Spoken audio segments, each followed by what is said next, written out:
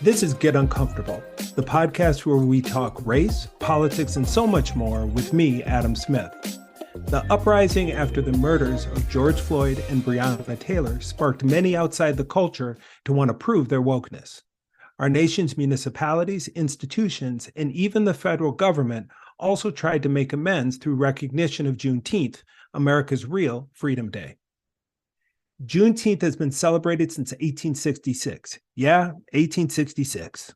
I know that some profess to have never heard of the holiday, yet another reason for AP African American history courses. But after the uprisings, you cannot drive through a downtown in early June, even in the South, without seeing Juneteenth flags lining the streets.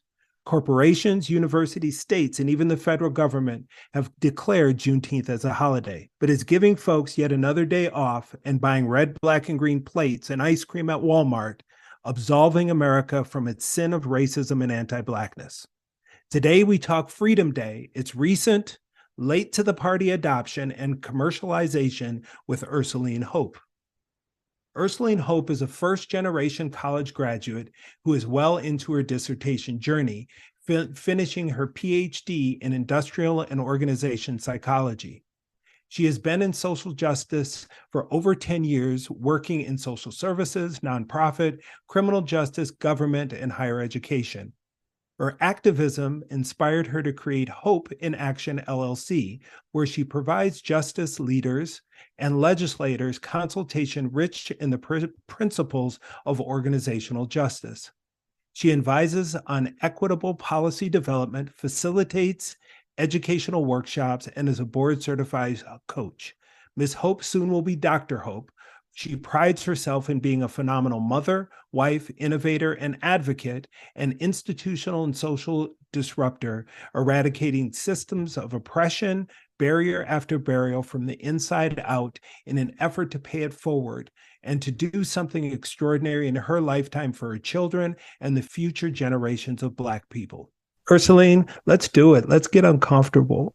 Welcome. Let's get uncomfortable. Thank you. Thank you for having me. I appreciate being in your space and solidarity with such wisdom. This is such an important topic to me and definitely a necessary discussion that needs to happen. So I'm grateful and I'm super ready to get uncomfortable. Well, and because the challenge, and when we talked through this, right, we love Juneteenth, right? It is the real Independence Freedom Day of all people. And it's a commemoration of not only freedom and emancipation, right? But it is a call to action of that we need to continue. We haven't attained freedom, right? Mm-hmm. It's a continual process. Talk a little bit about how you and your family, whether it's growing up or now, celebrate or commemorate Juneteenth prior to 2021. And then in this whole post-George Floyd murder, Joe Biden making Juneteenth a federal holiday, how the commemorating of Juneteenth has changed for you. Yeah, that's a good question. There's and even the fact that there's a before and then an after, right? And so, for me and my family, I think I'm a little embarrassed to say that, obviously the day was acknowledged. But as far as any point in the day in which there was a pause of some sort or intentional remembrance, something celebratory, that didn't necessarily take place. And I think for a couple of different reasons. I think there's the awareness that the country didn't really care much about it, right? I think that plays into the social and political element of things. I'd also say that with my upbringing and background and the chaos within my family, even, role models didn't really role model anything in regards to that day. But then on top of that, thinking about the K through 12 education system, or, and the way that they like to water things down and not talk about the actual pain of the history of this country and really try to pretty it up all the time. As a child, you're not as exposed to those types of historic moments in time in a real and authentic fashion. And now, being an adult, with two Black boys, it's interesting because my husband's from the Caribbean, right? And so that throws a nuance in there, in the sense he's not from this country. And I just had this conversation with him the other day about how he wasn't even aware of Juneteenth, going through even the military and some of the nuances, until he literally started in the workforce. That's what his exposure was. And so all that to say, I think it's sad how this country has not really acknowledged Juneteenth until recently. And now things are popping up all over the place, right? And so I think I feel post 2021 more encouraged, more hopeful, more enthusiastic and proud about being able to really recognize the holiday the way it should have been recognized before. Like this weekend, I'm going out to the Juneteenth festival, doing the work in the festival with the Black community. And so, yeah, I think that just really paints the picture of how we like to erase history in the United States. And now when it benefits other people, we can start to center it in a way that appears performative. That's so true, because it almost requires us, because people don't understand the complexity of racism and anti-Blackness, that it affects us too. And it's almost like Paul once Saul having the scales fall from his eyes and realizing, oh my goodness, this is what the world looks like. And so we begin to realize, there's a scene in the movie, the miniseries Roots, where Kunta Kinte, and I know Alex Haley, and I get it, but there's a scene that's really interesting where Kunta Kinte, because this is really what had me growing up questioning Independence Day, so-called Independence Day, July 4th, right? Because as a kid, you get a cap gun, you put on your shirt that's a flag, and everybody goes to fireworks, and you have a barbecue, and you do your things, and you don't learn to think or question. Yep. So I'm watching the miniseries, and there's this point where Fiddler, who is a mentor to Kunta Kinte, is getting ready he's putting on his clothes, and he's getting ready to go up to the big house with his fiddle because he has to play, right? And there are guns going off, and, it was like it was fireworks. And Kunta Kinte at this point is asking Fiddler, what's going on? And Fiddler says, white folks is free today. And you knew that was July 4th, 1776. And I still remember it. That's how poignant it was for me to think about how Kunta Kinte looked at him. What you mean white folks are free? I'm in bondage over here. You're going up. They're going to celebrate the party by maybe raping a few Black women and girls, right? To celebrate their quote unquote freedom. Yeah. And so those were the kind of things. And I'm sure it was a challenge talking about your husband's service, because your husband is a veteran, right? And the importance of patriotism and true patriotism. What does James Baldwin say? I love my country enough to question her and be critical of her, right? And to question the people that live in my country for the Constitution that my country is supposed to stand on. That's what being a patriot looks like. Talk a little bit about that juxtaposition with you being a family of military folks and the patriotism of the Stars and Stripes of July 4th, and then the scales falling from your eyes and realizing, you know what, my folks wasn't free on this day, and a whole tens of thousands and millions of other people weren't either. Yeah. Again, like you said, it's very complex. You're fighting for a country that doesn't even see you. you're fighting for a country that doesn't and hasn't poured back into Black folks who have exhausted their blood, sweat, and tears in building the country. You know, when you think about the fact that Lincoln and the Emancipation Proclamation and how it went about being signed, and again, the watered down history of the United States and how it's like, oh yeah, he wanted to free all the slaves. It was such a happy fairy tale. And, you know, he just had this epiphany and this, that, and the other. And it's like, no, that's not what this was. Y'all were losing and you needed some bodies. Fast forward now to where we're at now, and all of the service and the amount of sacrifice that my husband has made and our family has made for him to serve a country that even still to this day has not repaired any of the harm that they've caused to Black folks. It's complicated. It is, because there's this idea that if you question anything, that Kaepernick isn't a patriot because he took a knee. And if I've asked dozens of military folks about where they stood on Colin, and I had a lieutenant colonel say to me, I would be in violation of my oath if I said Kaepernick was wrong for kneeling, because my oath wasn't to a flag or to a person or to an elected official or to a song, exactly, but it was to the Constitution.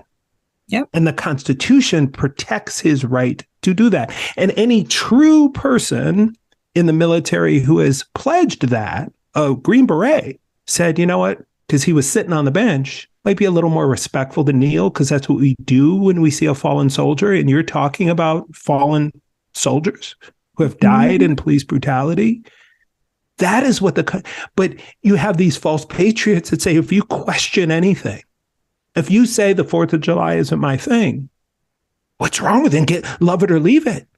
Mm-hmm. Well, gosh, dog, that isn't even the history of the watered down July 4th story. Mm-hmm. About a group of revolutionary resistance folks who are fighting against taxation without representation and creating an uprising against the power structure and the elected officials, and broke a bunch of laws and damaged a bunch of property and had a bunch of riots to do it. We forget that. Talk a little bit, because I know you spent some time working. You've done a lot of great work for the state of Colorado. And last year was the first year that the governor of the state declared Juneteenth a statewide holiday. Talk a little bit about how that declaration impacted DE&I work, right, in the state. Obviously, that and anti-racism justice work, because we're still dealing with challenges in our schools and what we can teach and what we can't and all those pieces.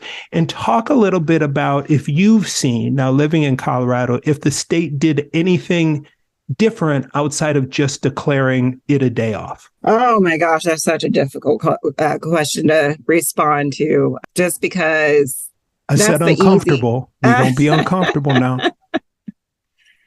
That's the easy route, right? Just giving someone the day off and not giving them the tools or the resources, or even showing that you are walking the walk as a state on how you're giving back to a community in which has been harmed and continues to be harmed. I think the difficulty when it comes to DEI work is you also have these practitioners who operate sometimes as pawns for the mighty dollar.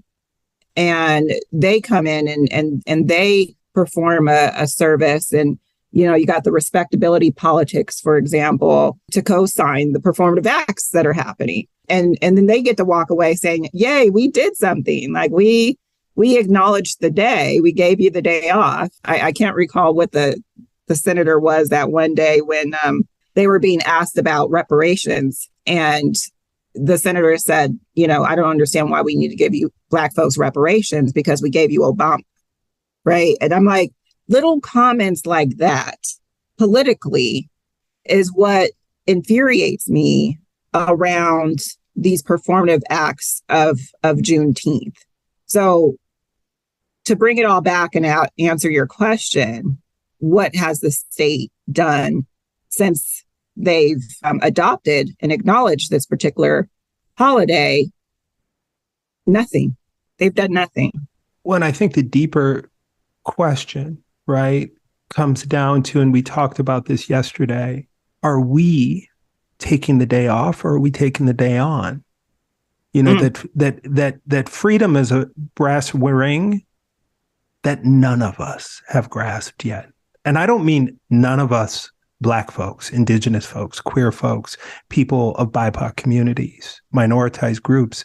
Freedom, if one person isn't free, ain't nobody free.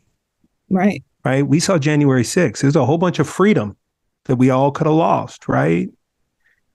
So it has to be, this is the action day. This day and Martin Luther King Day.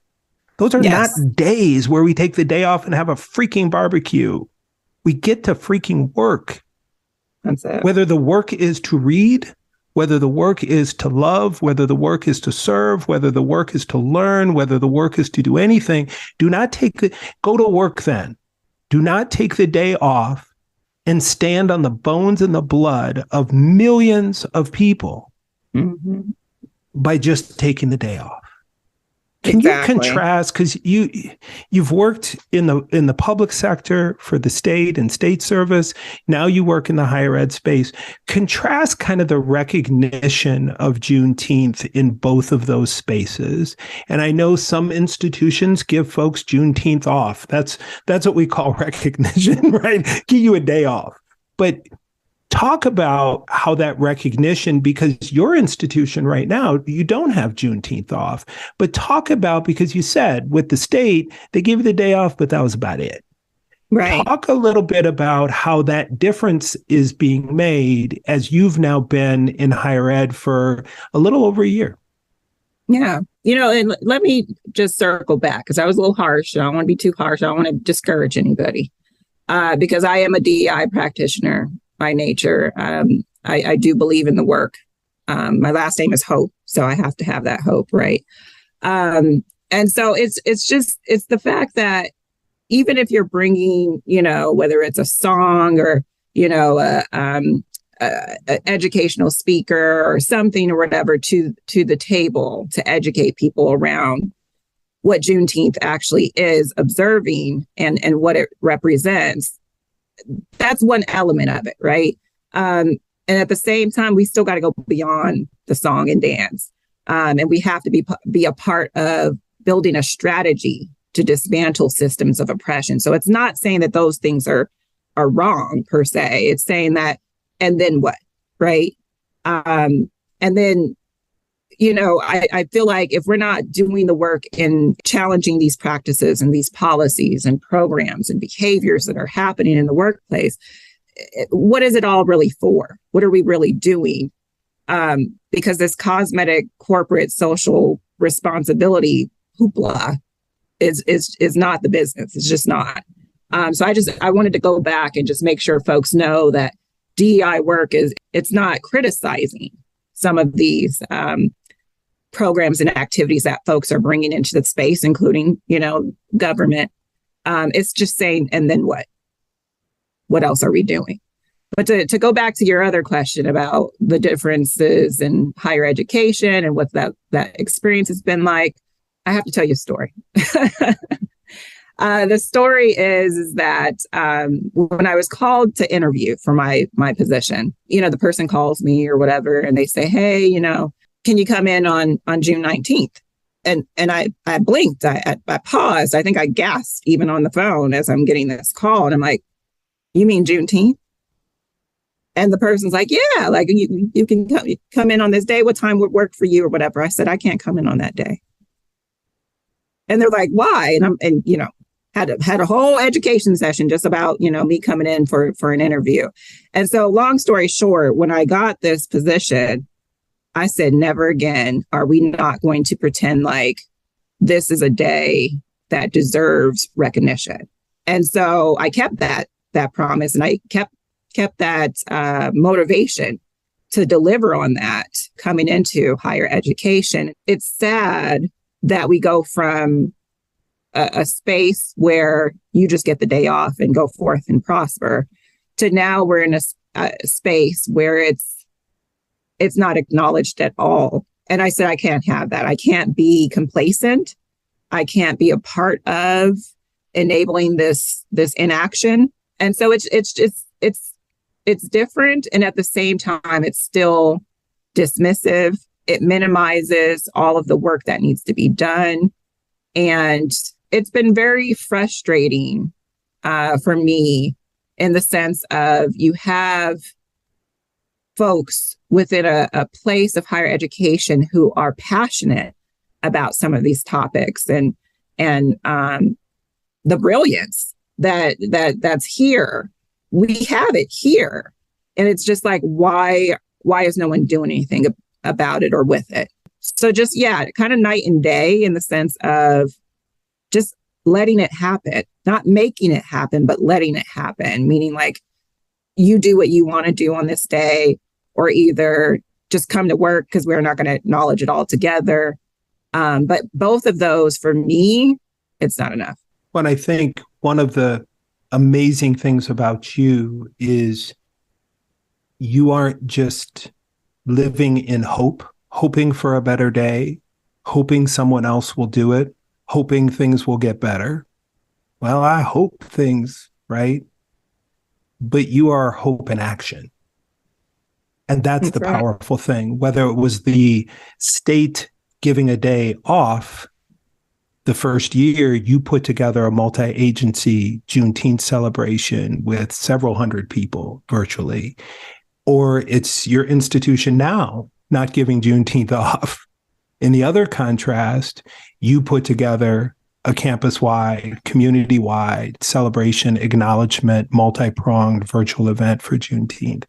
And I think one of the things that I often get frustrated about is, why don't anybody else see this? Why are they not doing anything?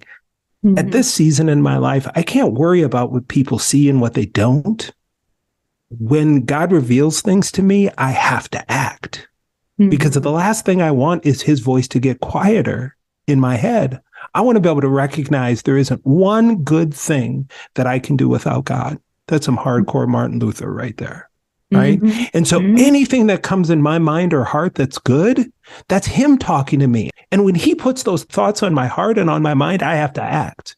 Other people just may not hear it and may not recognize it as much. But when you exercise those muscles, you learn to familiarize yourself and say, oh, that's God's voice. I better do what he says.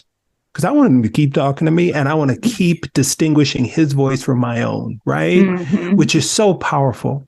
One of the things that we were talking about, because we were talking about this at the National Conference for Race and Ethnicity in Higher Ed, NCORE, and we were in a session, and one of the speakers said, oh, here we go, we're going to talk about Juneteenth.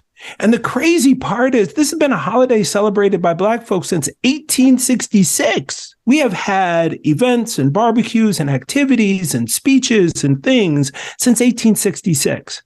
Now, all of a sudden, everyone else comes to the party and Target starts selling Juneteenth shirts. You can go on Amazon and see a Juneteenth shirt on whatever Caucasian model Amazon is modeling them. You go to Walmart and find Juneteenth ice cream. Walmart, a whole big Republican donor organization, right? Mm-hmm. So talk about kind of this commercialization of Juneteenth and what's happened sometimes in my head now, because I've had people say to me, Happy Juneteenth.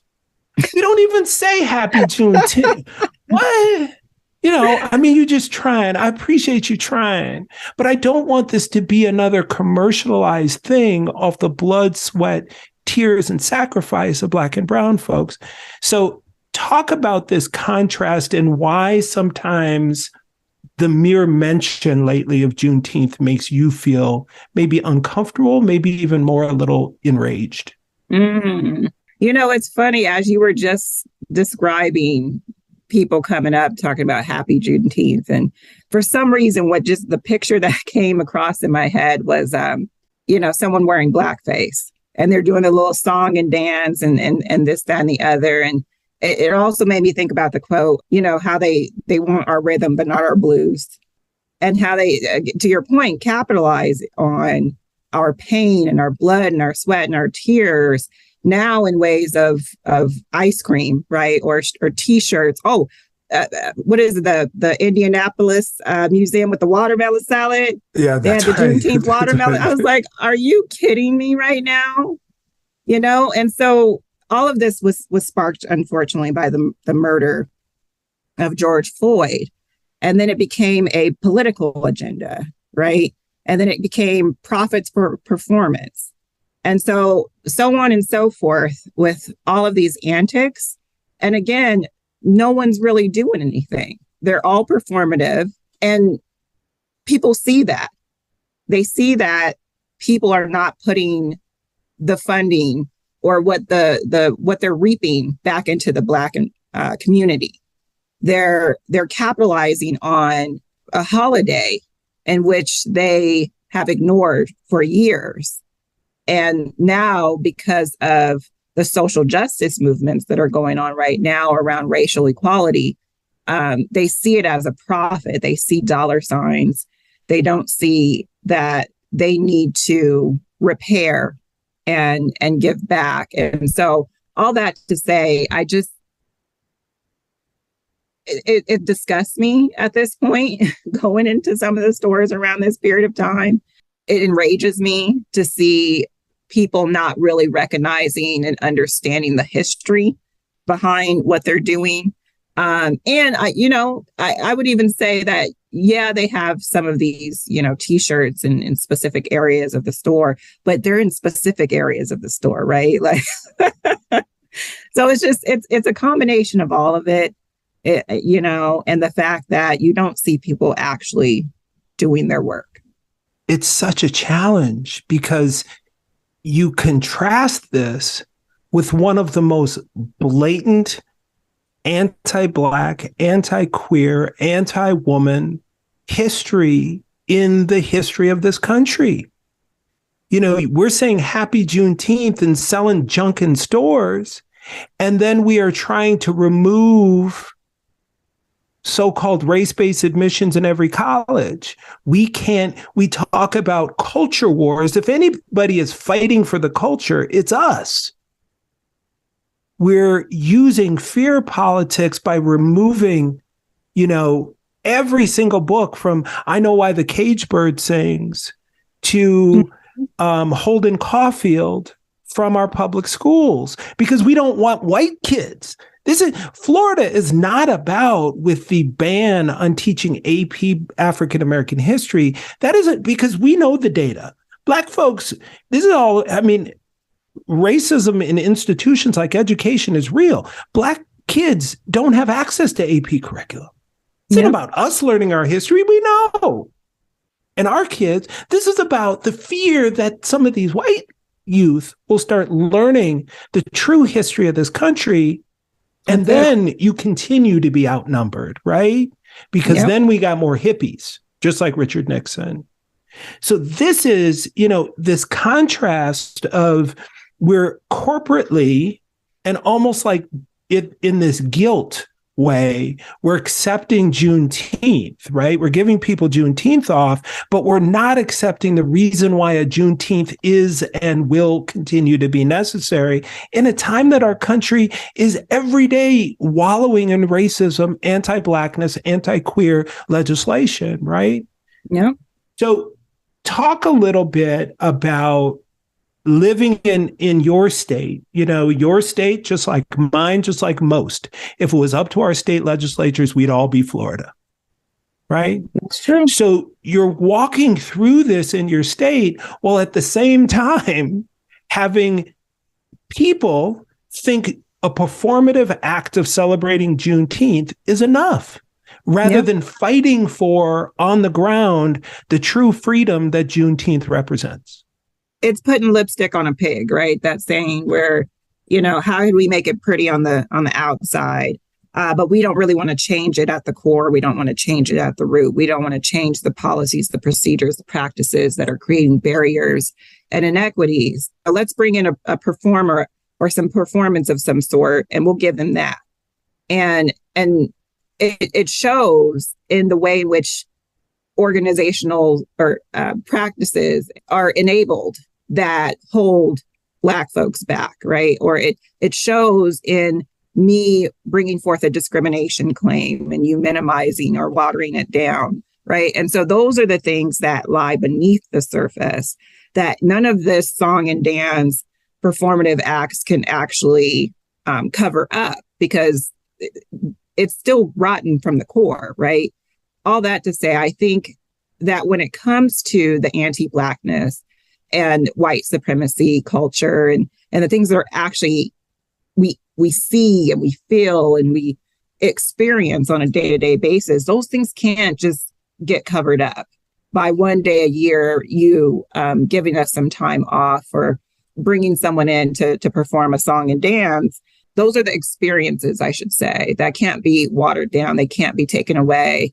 And it adds to the frustration and the feeling that this country doesn't care about us until we can actually start to pull things up from the root and really get to how we are going to walk the walk.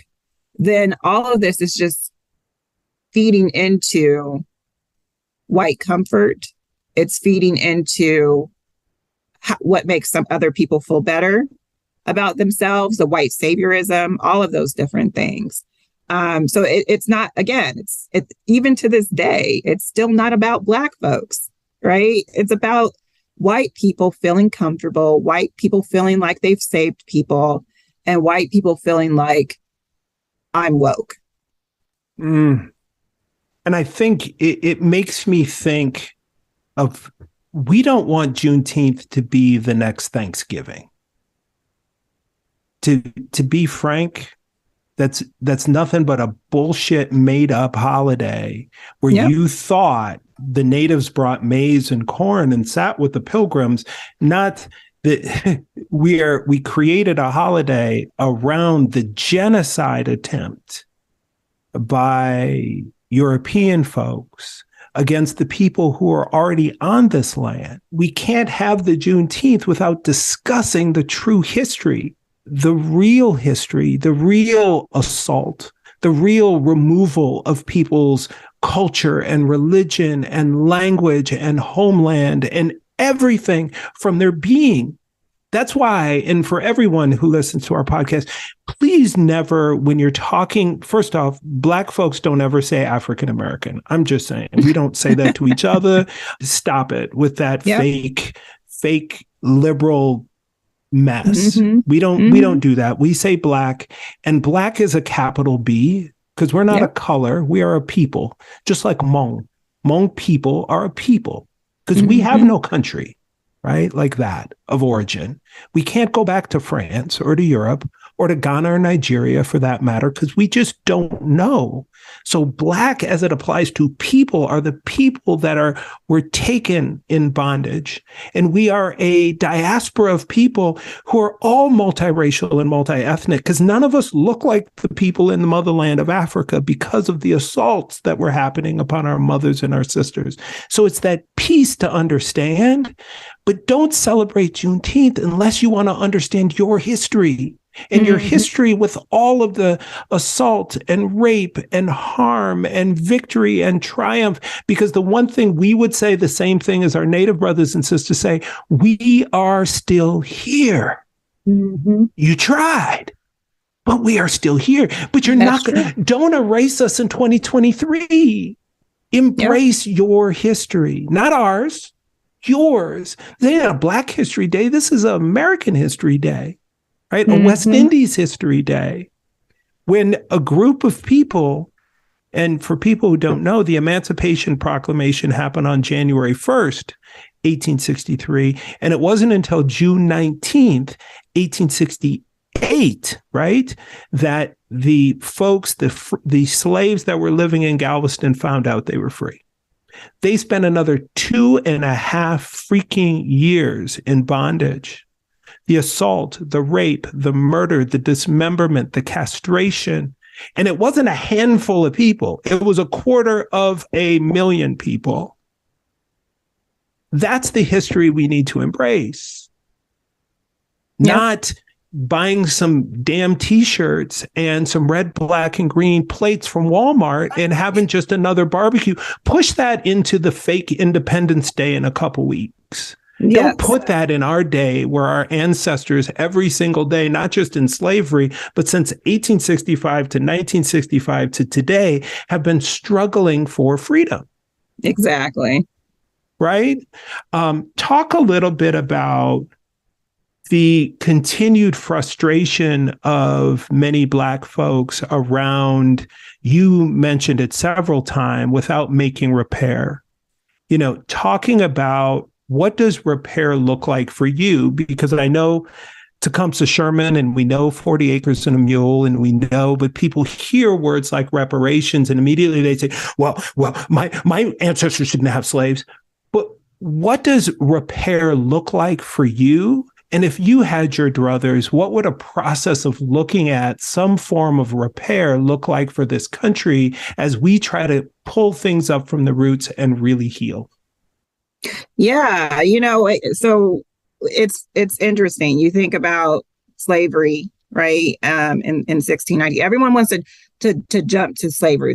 We've gotten way past that, right? And so we get into this era of Jim Crow, between 1865 and 1964.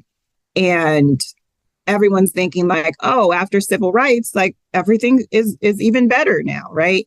And now we have these organizational and social politics that are present day and the acrobatics that occur within organizational functioning and practices and what have you. And it makes me think exactly how you just explained it, the couple of years that went by before slaves even recognized that they're free. That's the tactics that the United States have used for years. The adversive tactics to maintain power, status, and control. That's what they're known for. And it just looks different now, right? Because today's prize isn't the same as yesterday's prize. And so the organizational and political leaders have gotten more creative as they don't want to face those legal ramifications. So we can't just blatantly discriminate against you. We can't say you ain't coming in here because you're Black anymore. Instead, what we're going to do is we're going to say, oh, well, we hire the best person for the job, right? We say the polite things that don't look suspect, so we don't get in trouble, because we know that we have these civil rights that are that can be part of the way in which we utilize our justice system to hold businesses or organizations accountable. And so we have to walk the fine line now. And so we're not going to be as explicit as we once were. And so to bring it back and answer your question, what can we do to start to repair things? We need to start being cognizant of the way we weaponize policies, for example. The discretion in policies that are very loose. And you have leaders that can really test the boundaries. You have justice systems that will legitimize and double down on injustices, right? When those cases are brought forth.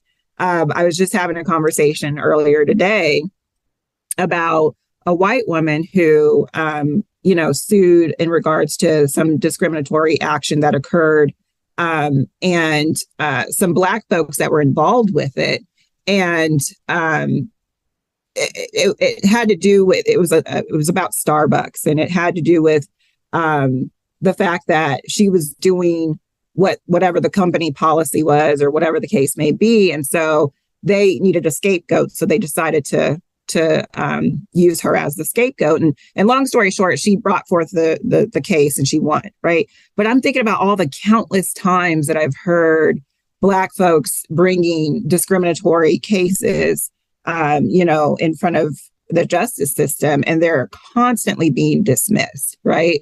Or, we don't even acknowledge intersectionality in our discrimination policies right now. Well, and in the Starbucks case, when Starbucks responded, they said, well, we're going to look at what we're going to do next.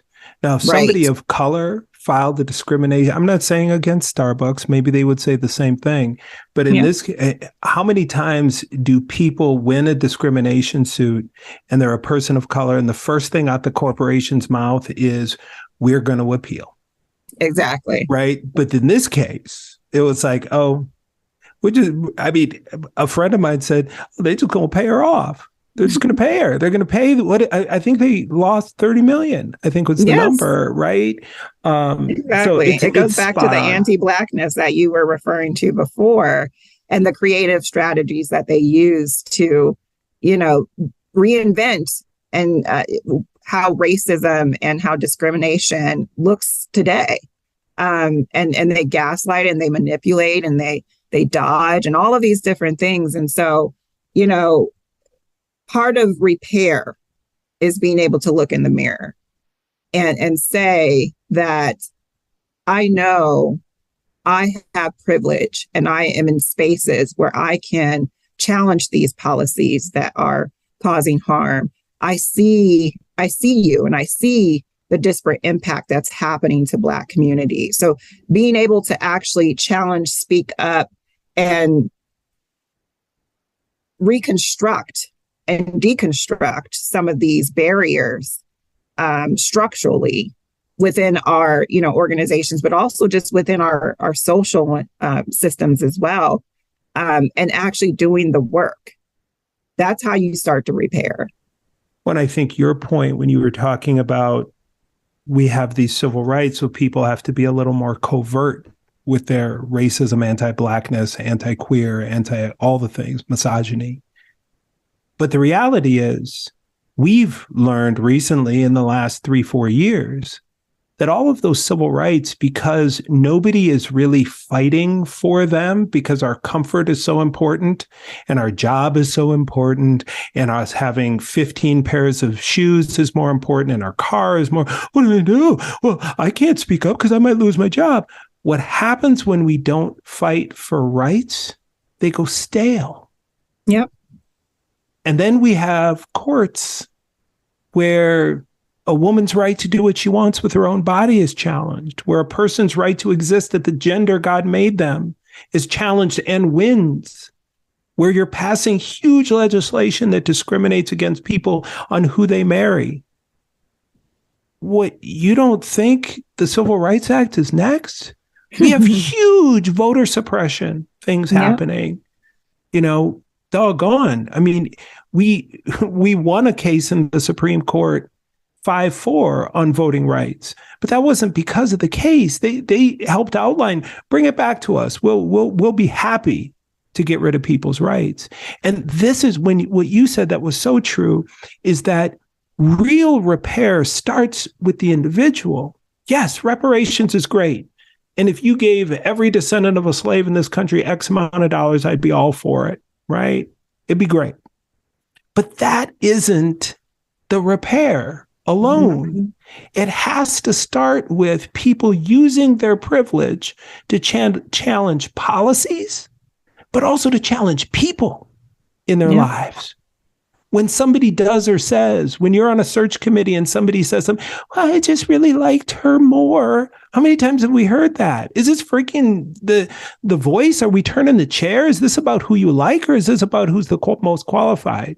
Mm-hmm. You imagine if we hired the most qualified person? There was a piece by, I think it was Bank of America, a study that said it was costing, a lack of diversity is costing America, I think it was $7 trillion. Mm.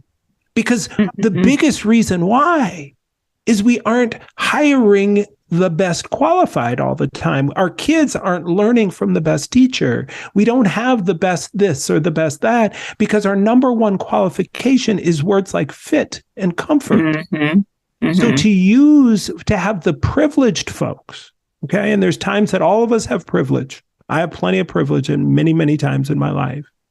That using your privilege to challenge policies and individual people on their practices and their beliefs and being willing to speak up. That is your Juneteenth. That's what freedom looks like, because nobody's going to lynch you. Nobody's going to tie a fan from a car to your head and throw you off a bridge like Emmett Till. Nobody's going to murder you like Harvey Milk. That's not going to happen. But all of the so-called civil rights that you're talking about that people died for, they are on a razor's edge. Yeah. And we are about to lose them. I mean, we had 74 million people who will vote for somebody who has been indicted 37 charges. Yeah. And Yeah. we'll vote again. Somebody who wants to be a fascist dictator.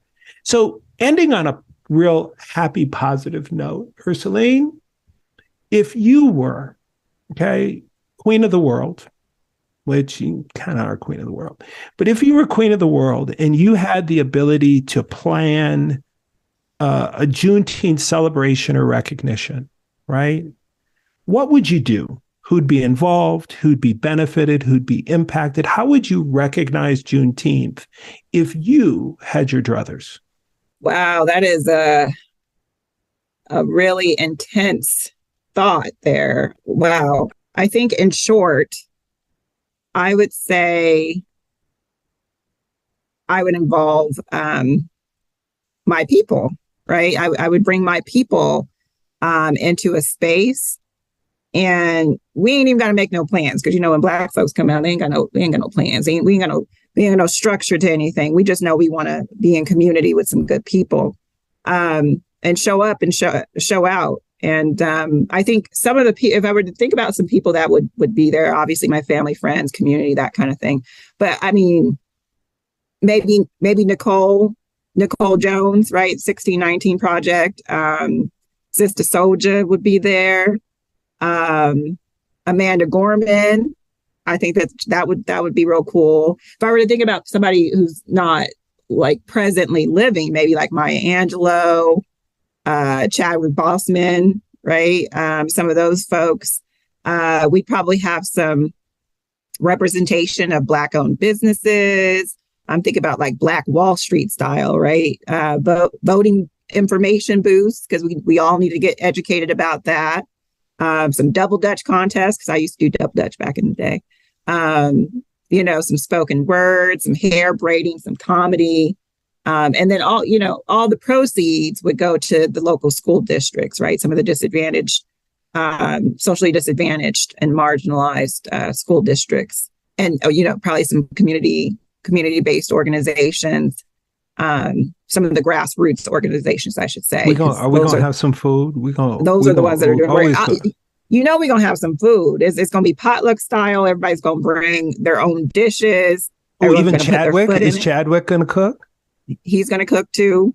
We're going to have some soul food. We would show out. And then I would say, just bringing the soul, the love, the gospel, the history, the testimonies, the stories, just the rhythm, the flavor, the blues, some hip hop, obviously some hip hop beats. And it wouldn't even cost much, because like I said, we make $1 out of 15 cents. Like we're so resourceful. We're so resilient as a people. We persevere. That's just who we are. That's within our blood and our makeup. And so it don't got to be a lot, right? It doesn't have to be a lot. It's being in community with one another, sharing those survival techniques and that resilience that we have, creating new trends with one another just because of the brilliance that's in the room. And so, my vision of a Juneteenth, it would be filled with the people, by the people, and for the people, the Black people. In the great words of Coretta Scott King, struggle is never ending process. Freedom is never really won. And you win it in every generation. Ersaleen Hope, I'm going to come to your Juneteenth celebration. It's going to be fun. Well, enjoy your Juneteenth. You do such an amazing job of continuing to center the work and the people and everything you do. Take time to center yourself. Take care of yourself in your Juneteenth. That's one thing we don't do well enough. We're so grounded in the work and service to others that sometimes we don't realize that we have to take care of ourselves. That's how we can serve, and that's how we can make an impact the most we can. It's this idea of putting the mask on ourselves first before we can help others. So I really appreciate you taking the time to share your wisdom, your thoughts, your spirit, to be in space with us today. Enjoy your Juneteenth every day as you continue through your work to struggle for freedom, equity, justice for all. Thank you. Thank you for listening to this episode of Get Uncomfortable. Get Uncomfortable is produced in partnership between Adam Smith and me, Rachel Hansen. There are a number of ways that you could support the show, and we would appreciate any support you could give. You can leave us a review anywhere you listen to podcasts. You can send us an email, and our email addresses are in the show notes, or you can share an episode with a friend. This will help us to build community and promote true healing through uncomfortable conversations. Until next time, stay uncomfortable.